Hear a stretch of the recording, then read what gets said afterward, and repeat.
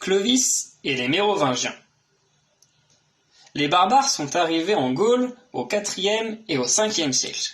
Peu à peu, ils ont détruit l'Empire romain, et en Gaule, l'Empire romain disparaît.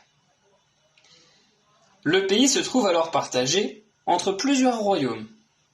Il y a les Gallo-romains, avec le royaume de Syagrius. Il y a les Visigoths, à l'ouest et au sud-ouest de la Gaule.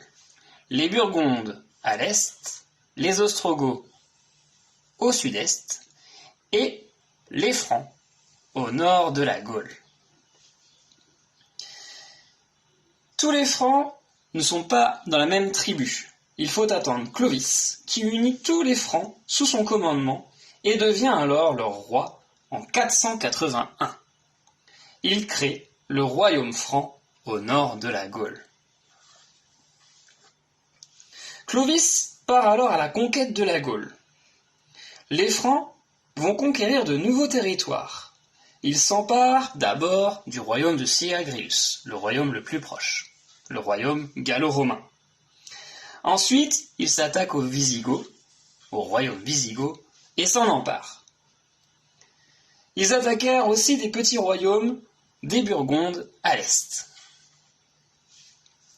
Vient alors la bataille de Tolbiac en 496. Clovis sent que la bataille va lui échapper et que malgré tous ses efforts, rien ne pourra le faire gagner. Il promet alors de devenir chrétien s'il parvient à l'emporter. Et il remporte la bataille. Il va se convertir à la religion chrétienne et va organiser son baptême à Reims le 25 décembre 496. Les Francs se convertissent peu à peu au christianisme et ils vont obtenir le soutien des chrétiens vivant en Gaule. Ils purent ainsi conquérir de nouveaux territoires. À la mort de Clovis en 511, ses fils, puis leurs descendants que l'on appelle les Mérovingiens, se partagent le royaume franc. Ils se firent la guerre pour tenter d'agrandir chacun leur territoire. Pour obtenir le soutien des chefs dans ces guerres, ils leur distribuèrent des terres et de l'argent, perdant ainsi leur richesse et leur autorité. Au 8e siècle, le roi des Francs n'avait plus aucun pouvoir